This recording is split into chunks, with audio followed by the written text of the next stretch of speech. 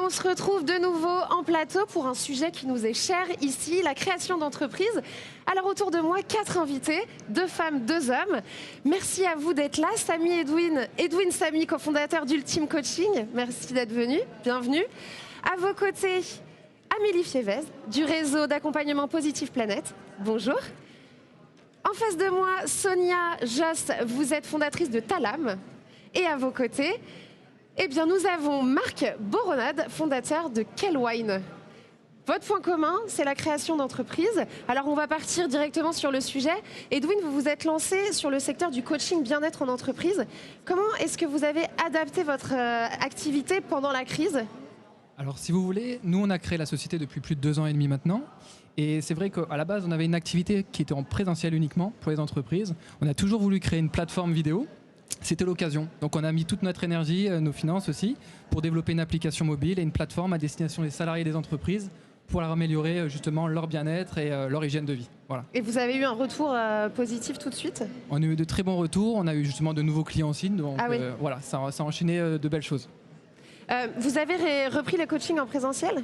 Oui, le présentiel a repris. On avait fait aussi beaucoup de visio à l'époque. En tout cas, maintenant, le présentiel a repris et là, ça reprend normalement. En tout cas, toutes nos activités reprennent comme avant, en tout cas. Et on est content que ça reprenne comme avant, pourvu que ça dure. Marc, avant de fonder Kellwine, vous vouliez proposer vos services à travers des bornes tactiles. Finalement, le Covid vous a forcé à repenser votre modèle, c'est ça ? Tout à fait. Au début, ça devait être sur des bornes tactiles. Et en fait, par le respect des gestes barrières, nous avons dû nous adapter. Et on a changé la technologie pour passer sur du QR code, qui a priori aujourd'hui est une maintenant, technologie... le QR code, tout le monde sait ce que c'est. Voilà, exactement. Il y a quelques années, on en entendait parler, mais on se disait non, c'est une technologie qui ne fonctionne pas. Les appareils photo ne les reconnaissent pas spécialement. Il faut télécharger des applications, c'est compliqué. Ouais. Et aujourd'hui, c'est rentré dans les mœurs. C'est classique. Donc, on va bien évidemment reproduire et adapter à nouveau sur des bornes tactiles dans un futur. Mais à l'heure d'aujourd'hui, l'application fonctionne via un QR code et ça marche très très bien.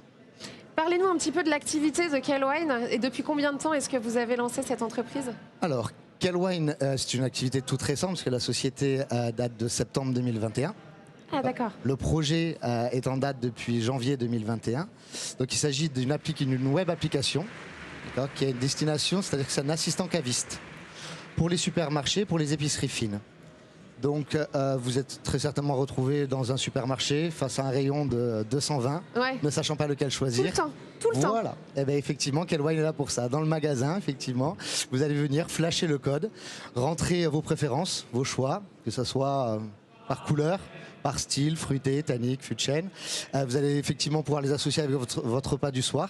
Et automatiquement, comme une forme d'entonnoir, on va passer d'une sélection, par exemple, de 150 vins à une sélection d'une dizaine de vins. Et quelle belle idée! Comment est-ce que vous avez eu cette idée? J'adore! Tout simplement avec une discussion avec un ami viticulteur qui lui-même avait cette problématique et on s'est aperçu, lorsqu'on allait en supermarché, que les personnes mettent en rayon tout simplement et ne sont pas en mesure de nous conseiller. Ah non, ouais, personne. Sauf qu'à l'heure d'aujourd'hui, peu de monde peuvent se permettre, par manque de temps, par manque de budget, généralement, d'aller chez un caviste. Il y a beaucoup de supermarchés, mais il y a très peu de cavistes. Donc effectivement, notre postulat, ça a été de dire, essayons de créer justement cette solution à ce besoin. Donc en créant tout simplement une web application qui est, l'originalité, c'est que ça va vous donner le vin dans le magasin où vous vous trouvez. Voilà. Ça c'est génial.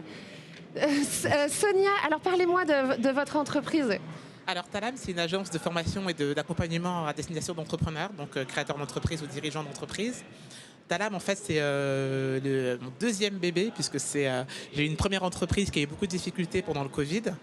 Et quand le Covid est arrivé, je me suis dit, peut-être que ce serait le moment de transmettre un peu tout ça. Les gens ont du temps. Donc j'ai commencé par faire des ateliers en ligne gratuits, comme ça en début 2020. Et en novembre, j'ai lancé l'agence, sachant que la clé de voûte de Talam, c'est que ce sont des professionnels ou des chefs d'entreprise qui transmettent aux entrepreneurs dans leur projet de création d'entreprise ou auprès des dirigeants. Un peu comme du mentoring. C'est du mentoring un peu appuyé, parce que là on est vraiment sur de l'accompagnement fort, sur de l'expertise. Parce que souvent quand on monte sa boîte, on est un peu tout seul, ou alors on a des conseils très génériques, alors qu'en fait chaque situation est différente, les profils sont différents, les projets sont différents et parfois on n'a pas besoin de tout savoir, on a besoin de quelques petites infos et si vous l'avez de la part de quelqu'un qui a éprouvé la situation ou qui connaît très bien le domaine, vous allez gagner du temps et avoir une entreprise la plus, on va dire, la mieux préparée à ce qui pourrait arriver par la suite. On parlait d'accompagnement, ce qui me fait rebondir. Amélie, vous avez reçu beaucoup de demandes d'entrepreneurs pendant cette crise sanitaire pour être accompagnés ? Oui, tout à fait. En fait, même avec la crise, la dynamique entrepreneuriale a été extrêmement présente puisqu'elle a fait un bond de 4% en 2020. Wow. Donc l'entrepreneuriat, c'est une solution pour se sortir de la crise, de s'adapter. Parfois, les personnes ont perdu leur emploi et donc ont envisagé la création d'activités comme un moyen de retrouver une activité. Et donc, nous accompagnons effectivement les personnes qui souhaitent entreprendre, qui ne savent pas comment faire, exactement comme Sonia, c'est-à-dire qu'effectivement, il faut être accompagné pour que quelqu'un puisse vous permettre d'avoir les outils, les techniques, savoir comment faire. Plein de personnes, nous sommes implantés dans les QPV, dans les quartiers prioritaires de la politique de la ville, à 100% de nos antennes.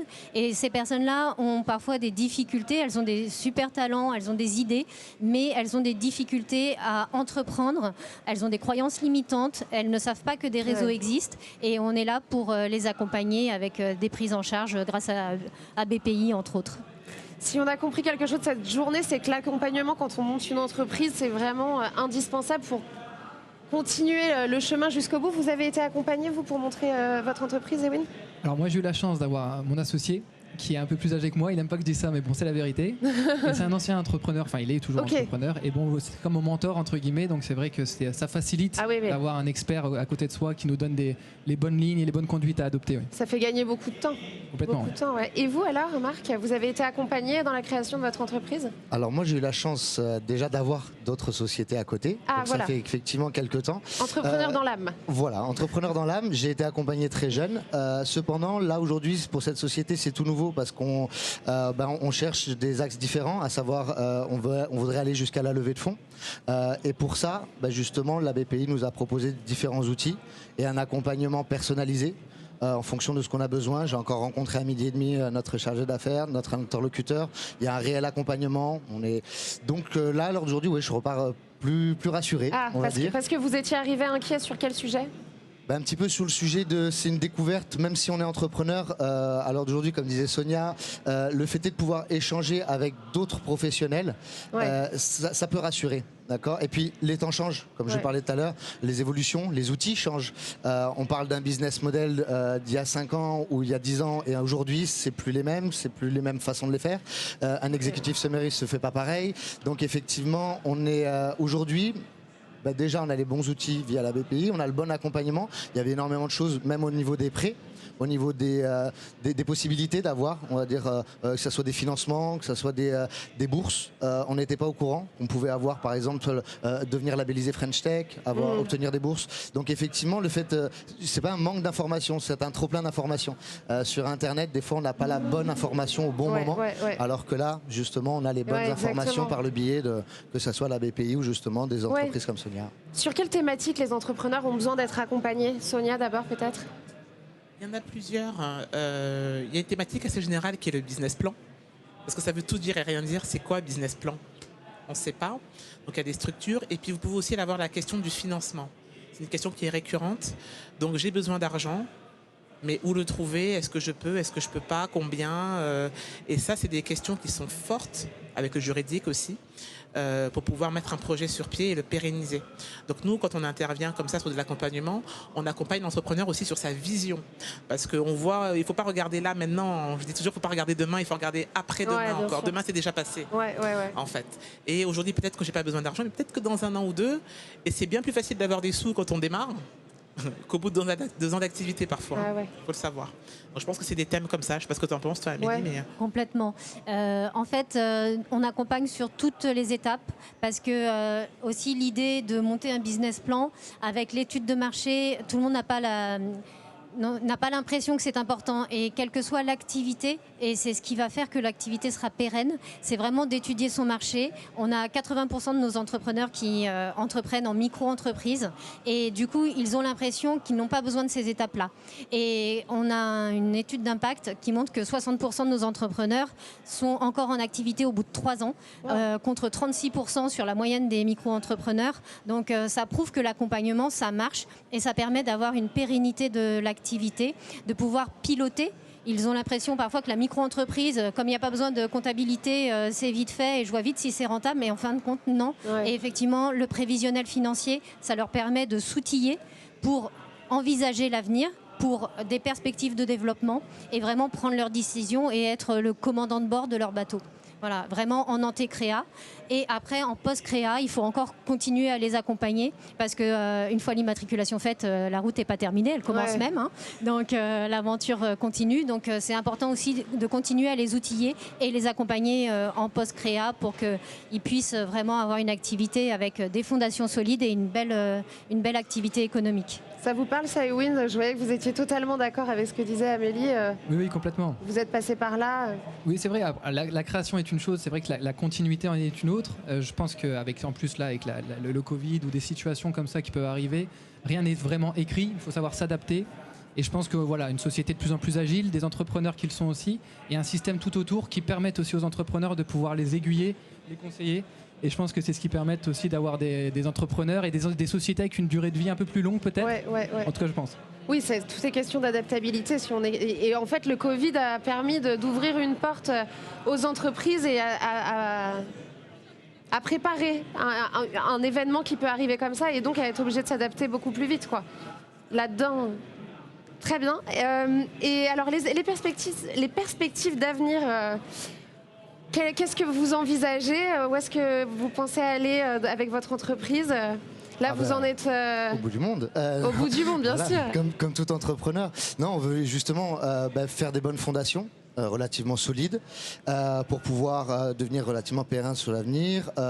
Embaucher, bien évidemment, parce que c'est ça aussi, entreprendre, c'est créer de l'emploi, c'est redynamiser la France, redynamiser voilà, tout simplement une entreprise et puis la monter le plus haut possible. Alors après, nous, bien évidemment, en termes de projet, on va décliner le projet du vin à la bière.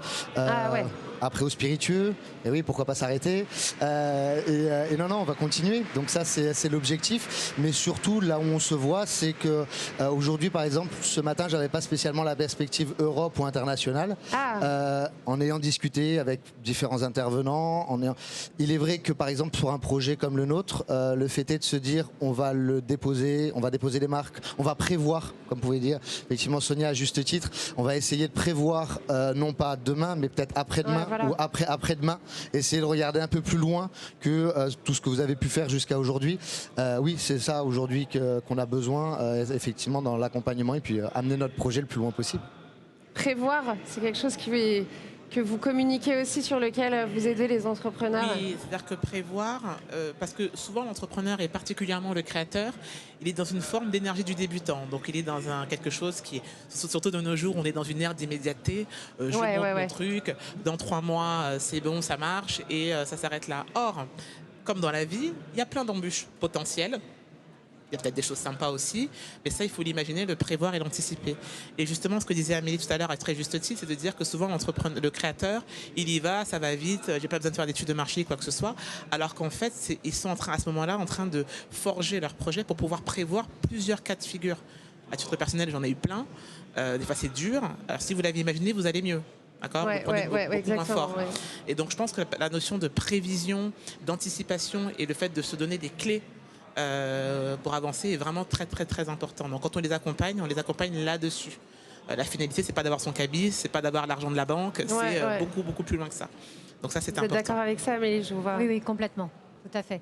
Et c'est vraiment, parfois ils se disent je vais faire une étude de marché, je vais faire des prévisions financières pour le banquier. Non, c'est pas pour le banquier, c'est en premier temps pour vous, pour vraiment anticiper, faire plusieurs scénarios, les scénarios pessimistes, optimistes, pour vraiment voir la faculté de l'entreprise à avoir le jour et à continuer son activité, quels que soient les événements. Alors, prévoir le Covid, c'était pas possible. Malheureusement. Mais je pense qu'entreprendre, c'est anticiper et s'adapter. Donc, s'ils sont outillés, ils le feront beaucoup plus facilement. Anticiper, s'adapter, c'est exactement ce que vous avez fait. Est-ce que ça vous a ouvert d'autres perspectives d'avenir, finalement, cette crise de Covid? Est-ce que cette obligation de se réinventer, est-ce que ça vous a donné d'autres idées de projets Déjà, consolider celui-ci. Voilà. Consolider notre plateforme. Actuellement, on a plus de 650 vidéos sur notre plateforme. On a pour objectif d'en avoir plus de 1000 d'ici fin d'année 2021. Ah oui, donc là, oui, là on est en tournage. Vidéos, on est en tournage actuel. et justement après l'international aussi. Donc on est en train de développer du voice-over pour aller sur les marchés aussi comme anglais, la Suisse, l'Angleterre, enfin la Belgique, etc. Donc voilà. Ça donne envie d'entreprendre, de vous entendre. Vous parlez de ça avec tellement d'énergie, avec tellement d'entrain, avec tellement d'envie. Je pense aux gens qui sont en train de regarder ce plateau et qui hésitent. Qu'est-ce que vous leur diriez à ces gens-là? De bien être accompagné, de bien se renseigner. Parce que foncer, c'est bien. Non. Les convictions, ils les auront. S'ils sont convaincus par le projet, ils peuvent y aller. Très franchement, il y a entreprendre, c'est quelque chose. Voilà, on l'a pas, mais quand on l'a à fond. Ouais. Par contre, avant d'entreprendre, effectivement, je pense que bien se documenter à l'heure d'aujourd'hui, on a beaucoup plus d'outils qu'il y a 20 ans. Ouais. Donc, bien se renseigner, prendre le temps de se renseigner, prendre le temps, effectivement, comme disait Sonia, de ne pas faire les éventuelles erreurs, de ne pas penser ah ben mon entreprise fonctionne très bien aujourd'hui, je vois pas pourquoi, je vais embaucher 5, 6, 7 personnes. Attention à ça. Vous avez la responsabilité derrière de ces personnes également. Donc pensez vraiment à tout. Prenez le temps, faites-le. Ouais. Hein, je ne dis pas de ne pas le faire, au contraire, faites-le, mais faites-le bien. Voilà. C'est une bonne conclusion, vous diriez pareil. Très bien, et pas avoir peur entre guillemets de faire des erreurs. On en fait tous, on en a tous fait, je pense, et c'est comme ça aussi qu'on apprend. Donc effectivement, c'est bien de prévoir. On parlait d'adaptabilité, etc. Mais voilà, il faut rester réaliste. Il faut rester réaliste, il faut rester sur le marché. Et oui, je pense que c'est comme ça qu'on avance en tout cas. Merci beaucoup à tous les quatre de m'avoir accompagné dans ce dernier plateau. C'est la fin de Big. Merci à tous de nous avoir suivis. Vous avez été très nombreux à nous suivre tout au long de la journée, en live ici à l'Accor Arena et sur vos écrans. Alors pour ceux qui n'ont pas pu être là ou n'ont pas pu être connectés, pas de panique, vous retrouverez les replays lundi directement sur YouTube de tous nos contenus.